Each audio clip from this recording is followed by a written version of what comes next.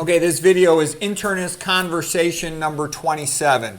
So one of the things that's come up before in conversations with some of my internal medicine friends is talk about where does nutrition knowledge come from?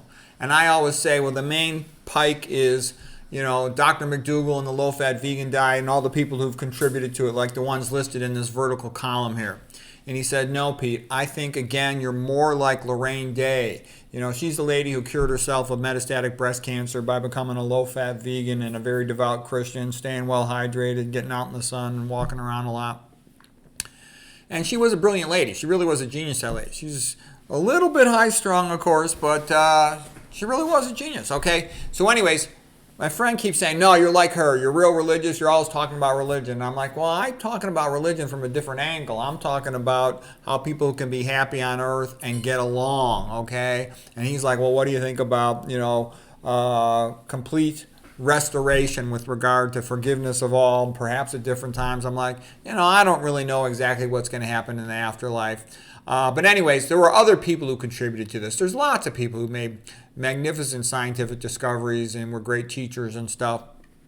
But anyways, I think the real thing he's emphasized is Lorraine Day emphasizes Christianity a lot, whereas McDougall didn't. And I'm like, well, there's other reasons why Lorraine Day would emphasize Christianity. She had a wealthy husband. She was retired. She could do and say whatever she wants. If you're trying to make money and run a business, you can't be talking about Christianity because you're going to get shadow banned on the internet, and you're not going to be able to have a business. They won't let you have a Christian business on the internet.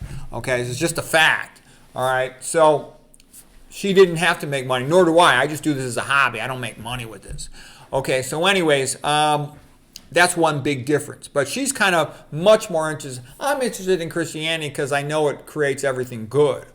Good science, good relationships, people getting along, countries getting along. Okay, and that without it, you can't have peace in the world long term.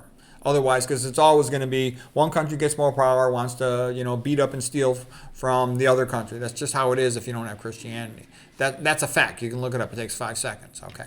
So anyways, here's the conversation on the next slide here. All right, so the internist says, I thought about it some more, and I still think you're more like Dr. David McDougall. Me, why? He says, because you're always talking religion. I say, well, we do it in a different way. I'm just pointing out that religious people are healthier and that Christianity gets people to be nice to each other and get along, okay? She talks more about the afterlife and stuff. Internist. She also talks about how Christianity reduces stress. She's really big on that. By reducing stress, giving your life over to God, your immune system works much better, and it's your immune system that heals you from disease. So that's another reason why she wasn't a big fan of chemo, because chemo wipes out the immune system. And I said, and then he also said she wrote a letter to her ex-husband who she was divorced from, forgiving him. And I'm like, oh yeah, right. A woman writing a forgiveness letter in divorce, that sounds like a joke to me. 80% of divorces are filed by women. Now, I don't know who filed for divorce with Lorraine Day and her first husband. I don't know anything about that. My wife is the one who filed for divorce, not me. I wanted to try to keep my family together, but she did not, okay? I did make a video about it called I'm More Polish Than You. Internist. Well, anyways, Dr. Day emphasizes how putting one's faith in God lowers a person's stress level. This improves the immune system, helps them. I go, yeah, it's true. Chronic stress, it suppresses the immune system. It also causes leaky gut due to chronic vasoconstriction, splanchnic vasoconstriction, leading to breakdown of the gut intestinal lining and subsequent leaky gut. Then you get all that neuroinflammation from LPS. You get all that amyloid clotting again from LPS and LTA, bacterial endotoxins. Yeah, sure. Okay, and it also has an excitotoxin effect on the brain because the cortisol, the glucocorticoid, binds the glucocorticoid receptor on the presynaptic neuron and causes increased release of glutamate. Okay, so it does a lot of bad things. And chronic stress is also a vasoconstrictor for the brain, the catecholamines, norepinephrine and epinephrine. Especially epinephrine is more of a hormone. Norepinephrine is more of a sympathetic autonomic nervous system neurotransmitter in the brain. Okay, what else did he say? She said also she emphasizes hydration more than I do. And I'm like, well, you get pretty well hydrated just eating plant foods. Okay, it is good to be hydrated, but you got to make sure you're drinking good water, not just tap water. Internist. In her book, where she says, the book called I'll Give You Back Your Health, she wrote out a list of all the Nobel Prize winners for medicine, and only 2 of them discovered anything that cures a disease, like for vitamin C. What a joke. And I said, yeah, anything that cures a disease won't get into the textbooks, and it's not allowed to win a Nobel Prize. Yeah, that's funny. Internist.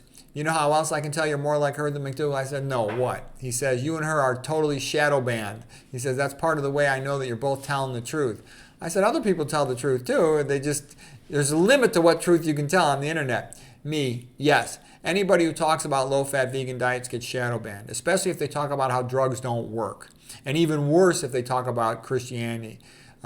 She's totally shadow banned. She got slandered worse in Wikipedia than Dr. McDougal did, and he got slandered pretty bad. All the great doctors are excluded from the textbooks. They're slandered in Wikipedia. At her funeral, there's a funeral mass memorial for her on, I think it was on BitChute. Might have been on Rumble. I think it was on BitChute. And at her funeral, almost no one was there except her family and a few friends. If you try to search for her quotes, just type it in your browser. You won't find any. She's deleted from all the quote sites. She's been banished, deleted from history through, down the memory hole like in 1984 by Orwell. Internist, yeah, that's her punishment for telling the truth about health and cancer treatment. She's been deleted from history. She's probably the greatest female genius who ever lived. She's at least one of them. Me, yeah, she was a genius. Internist, you and her are like the Adam and Eve of health and nutrition. If there was a Mount Rushmore for health and nutrition, there should be a sculpture of Christ on the top, and then, Genesis 1:29, then statues of you and Lorraine Day like Adam and Eve, but also of Kempner, Pritikin, and McDougal. And I said, yeah, there's a lot of other great nutrition doctors and related health pioneers. Internists, yeah, but most of them are one-trick ponies, or they sold out. Me, well, I'm never going to sell out. If I did, I would hate myself. Internist, so what's new with you? How come lately all you've been posting is these quote videos?